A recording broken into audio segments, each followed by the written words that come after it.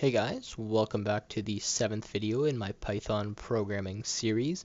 Today we're going to be talking about while loops. So in the last video we talked about for loops, and before that we talked a lot about conditions.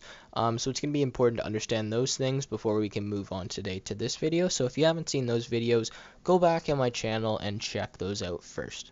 Okay, so let's get right into it. Today we're going to be talking about while loops. So let's first of all just put an example down and get the syntax. Okay, so we have while condition, then we are going to do whatever is inside the loop. So it seems simple enough, but they can get fairly complex. So while condition is equal to true. So for example, this condition here, this could be a variable.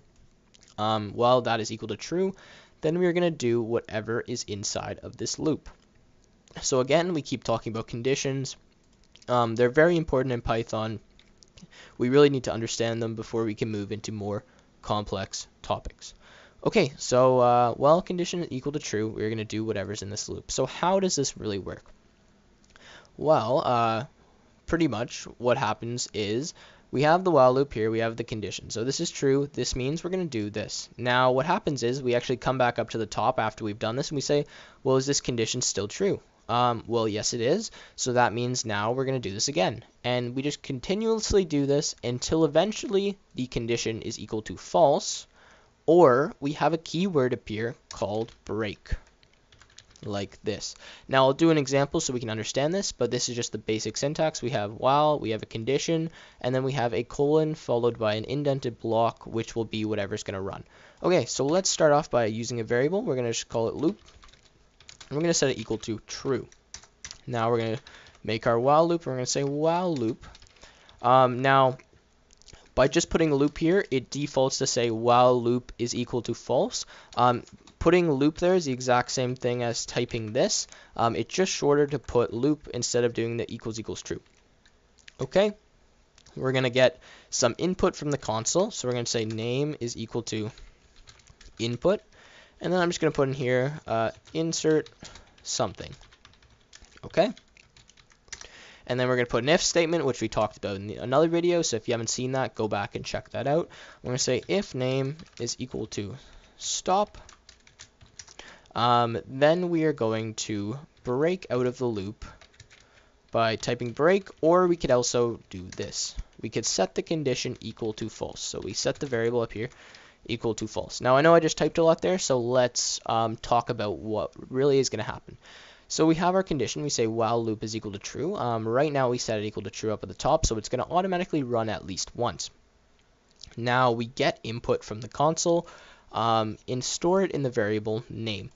Now we have a basic if statement here that pretty much says if name is equal to stop, well then we're going to stop the loop and we're going to break out of it. Otherwise, we're going to keep asking the user to insert something until eventually they type stop. So let's see how this all works. Okay, so insert something, I say 1, 2, 3. It didn't like that, it wants me to insert something again, I say we. Okay, what about hello? Keeps going. Okay, now I'm going to type stop. And you see that the program stops running. Okay, so again, I'll show you that we can do this by just setting the variable equal to false. Same thing again, if I type hi, keeps going, I type stop, it's going to stop. And then maybe if we get rid of the variable here, we can also just type in the word break, like that. And same thing again, if I type in some random things and then I type stop, it stops. Okay, so pretty much the way that the break keyword works is by simply saying, okay, are we inside any loops right now?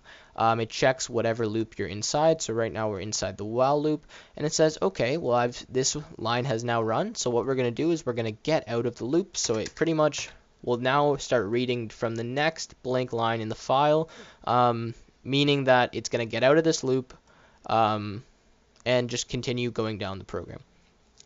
Okay, and that's pretty much it for while loops. We can talk a little bit more about why we would use a while loop instead of using a for loop.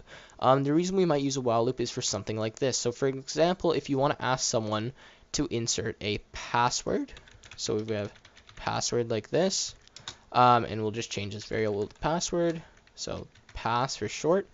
And now maybe we wanted to check, we wanted to say, well, let's just do password because pass is a keyword in Python. I forgot about that.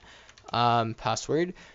And we want to make sure that the password has, for example, at least one letter in it.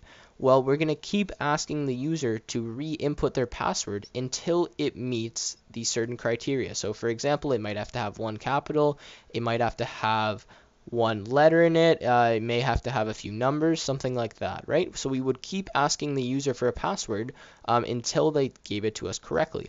Now, the reason we wouldn't use a for loop for this is because a for loop, usually we know how long we want to run the for loop for. That's why we put a number in the range. So for example, we put 10 or we put 12. While as a while loop, we don't know how long we're going to run it for. So for example, someone could get the password first try, like they could put it in correctly with the right criteria, or it could take them 30 tries, right? We don't know how long it's going to take them. Okay, so that's it for today's video. If you liked the video, please like it and subscribe, and I will see you again tomorrow with a new video.